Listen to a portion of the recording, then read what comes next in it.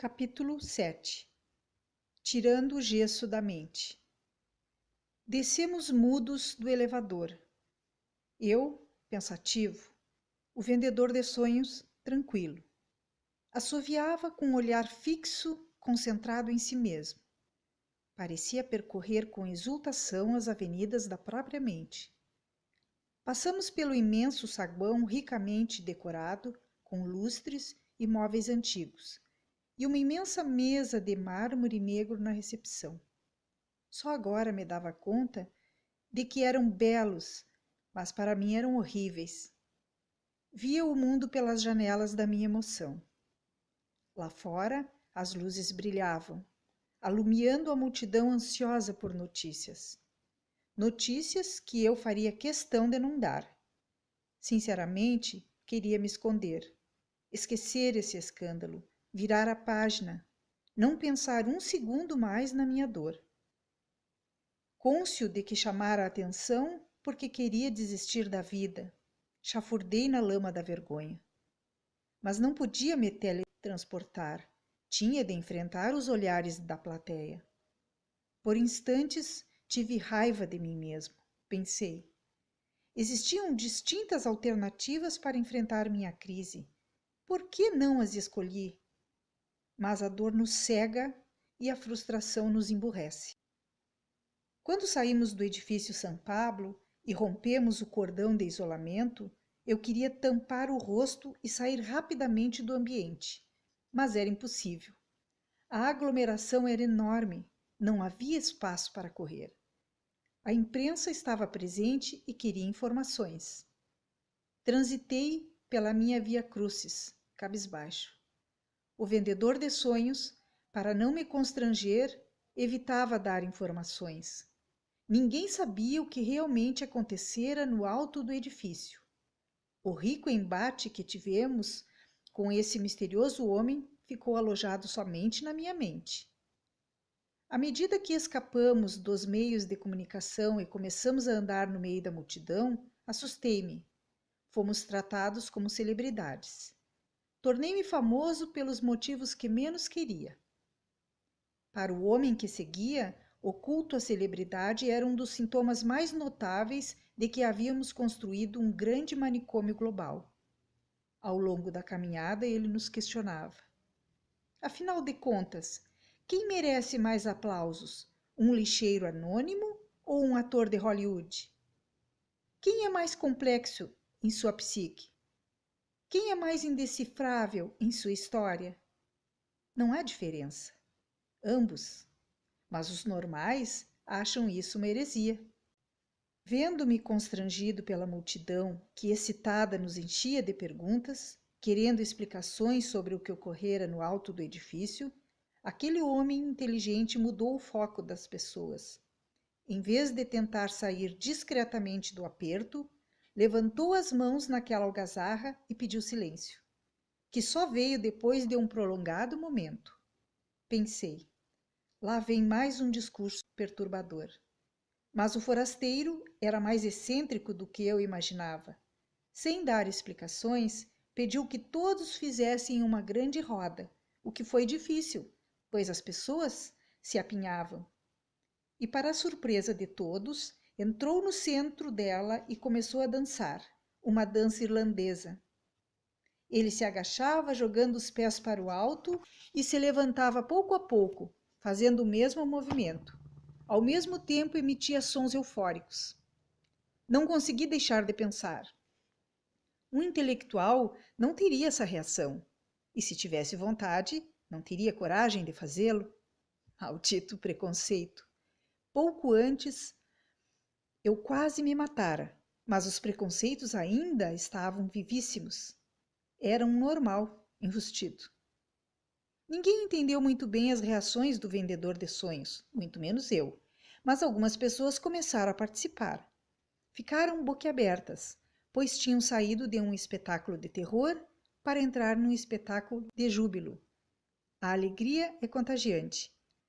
Haviam sido contagiados pela sua euforia despretensiosa. A roda se abriu mais.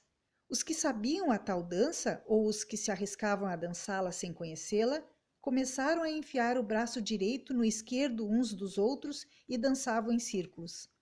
Os que margeavam a roda também mergulharam no clima e começaram a bater palmas no ritmo da dança. Mas muitos ficaram mais distantes, dentre os quais se destacavam alguns executivos muito bem trajados. Não quiseram se aproximar do bando de loucos. Preferiram ocultar sua loucura, como eu. Dentro do círculo dos que dançavam, sempre entrava e saía uma pessoa, revelando seu desempenho. E saía sob aplausos. Enquanto eu estava de fora, tudo bem, me protegia. Mas de repente o vendedor de sonhos pegou nos meus braços e exultante colocou-me no centro do círculo. Eu não sabia onde enfiar a cara. Fiquei de pé. Sabia dar aulas teóricas, mas não tinha flexibilidade, não tinha ginga. Recitava O Capital, de Marx, para os alunos e professores com maestria.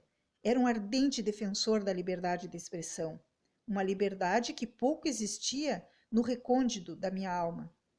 As pessoas continuavam dançando ao meu redor e me incentivando, mas eu estava paralisado. Há alguns minutos era alvo da atenção da multidão, mas agora torcia para que ninguém me reconhecesse. Torcia para que nenhum professor ou aluno da minha universidade estivesse presente. Não me importava em morrer, mas me incomodava o vexame. Que loucura! Descobri que sou mais doente do que imaginava. Era discreto, contido, sereno, tinha a voz dosada, pelo menos quando não era contrariado. Não manifestava júbilo em público, não sabia improvisar, estava infectado com o vírus dos intelectuais, o formalismo. Tudo certo, tudo fétido. A multidão me olhava, esperando que eu me soltasse, mas estava enraizado em minha timidez. Subitamente, mais uma surpresa me envolveu. O bêbado miserável que apontava os dedos para o alto apareceu. Enfiou seu braço esquerdo no meu direito e me empurrou para dançar. Além de ter um bafo insuportável, o miserável dançava mal. Quase caía e eu ainda tinha que segurá-lo. Vendo-me engessado no meio da bagunça, ele parou de dançar. Olhou para mim, me deu um beijo na face esquerda e balbuciou. Se solta, cara. O chefe dos ETs te salvou. Essa festa é para você. Fui alvejado no centro do meu orgulho. Raramente vi ou ouvi tanta vivacidade e espontaneidade em frases tão curtas. Nesse momento, tive um grande insight. Veio à minha mente o texto da parábola de Cristo a respeito da ovelha perdida. Eu a havia lido e interpretado como sociólogo e achava um absurdo ele deixar 99 ovelhas para ir atrás de apenas uma. Os socialistas sacrificaram milhões de pessoas em torno de um ideal, mas esse Cristo quase enlouqueceu por um ínfimo ser humano e endoidou de tanta alegria quando o achou. Criticava seu romantismo exagerado, mas agora o vendedor de sonhos manifestava a mesma alegria. Só depois que o cambaleante alcoólatra me beijou, percebi que estava festejando por mim. O bêbado estava mais sóbrio que eu. Estava embasbacado. Nunca pensei que fosse possível que um ser estranho desse tanta importância para um desconhecido. Eu estava perdido e fui achado. Estava morto e fui resgatado. O que mais poderia querer? Não deveria eu comemorar? Mandei às favas meu formalismo, joguei para o alto meu status de intelectual. Eu era normal, e como muitos normais, minha loucura era oculta, disfarçada, precisava ser espontâneo. Soltei-me. O mestre havia enfatizado que o coração não reclama motivos para pulsar.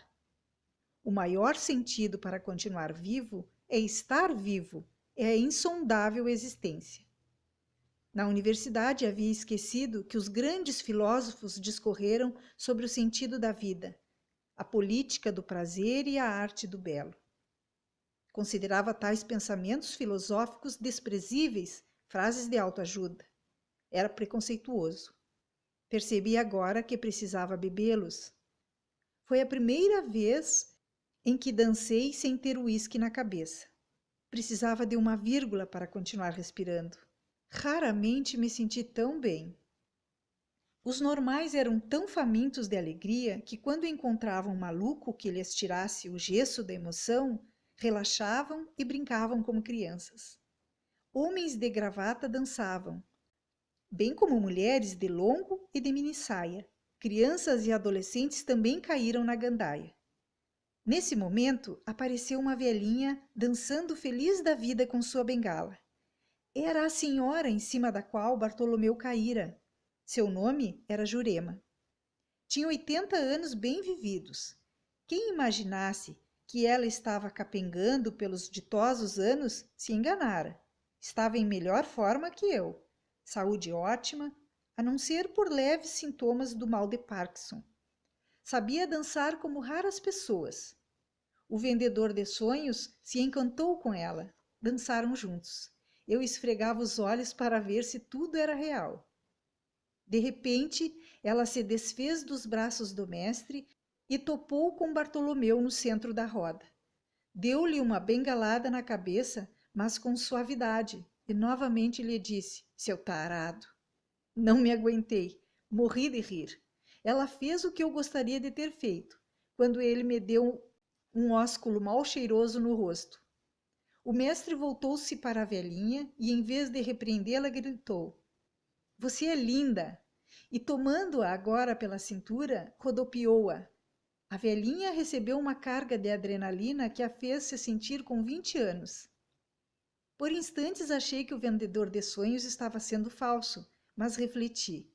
Quem disse que ela não era maravilhosa? O que é ser bonita? Enquanto ponderava, o alcoólatra esperto que era, vendo que o elogio funcionou, chegou perto da sua agressora e bradou exageros. Linda, maravilhosa, delirante, amável, admirável. Pensando estar abafando, recebeu outra bengalada da velhota. Tarado, inveterado, conquistador barato, cachorro compulsivo, disse ela, aparentando raiva. Bartolomeu enfiou o rabo entre as pernas, mas em seguida percebeu que ela estava brincando. Derreteu-se. Fazia 50 anos que não a chamavam de linda, nem utilizavam com ela adjetivos superlativos. Animadíssima, tomou o bêbado pelos braços e saiu dançando com ele, feliz da vida. Fiquei impressionado. Conhecia o poder da crítica, mas desconhecia o poder do elogio. Será que os que usam esse poder corrigem mais? Vivem mais e melhor? Estava confuso. Nunca vira tanta maluquice num dia só. Ao longo da caminhada, o homem que eu seguira ensinou que os pequenos gestos podem ter tanto ou mais impacto que os grandes discursos. Em suas aulas ao ar livre, constatei que suas reações e seu silêncio penetravam mais do que as técnicas multimídia. Intuitivamente sabíamos que ele guardava grandes segredos. Não ousávamos perguntar, pois ele nos tirava a roupa com seu método socrático. Transformou-se num especialista em fazer da vida uma festa, até quando havia motivos para se contorcer de raiva ou se autopunir.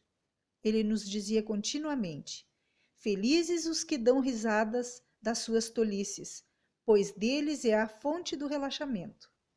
Eu detestava pessoas tolas, que davam respostas superficiais, mas no fundo era uma pessoa saturada de tolices.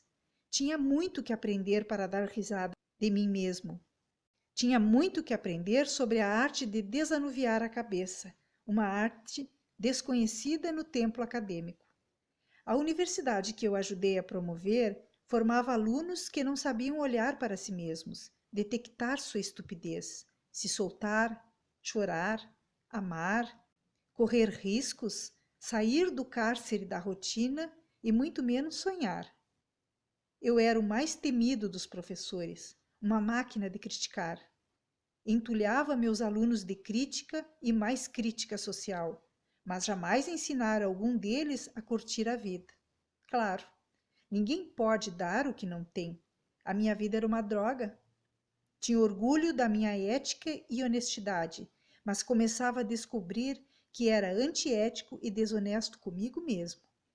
Felizmente estava começando a aprender a expelir os demônios que engessavam a minha mente e me transformavam num sujeito quase insuportável.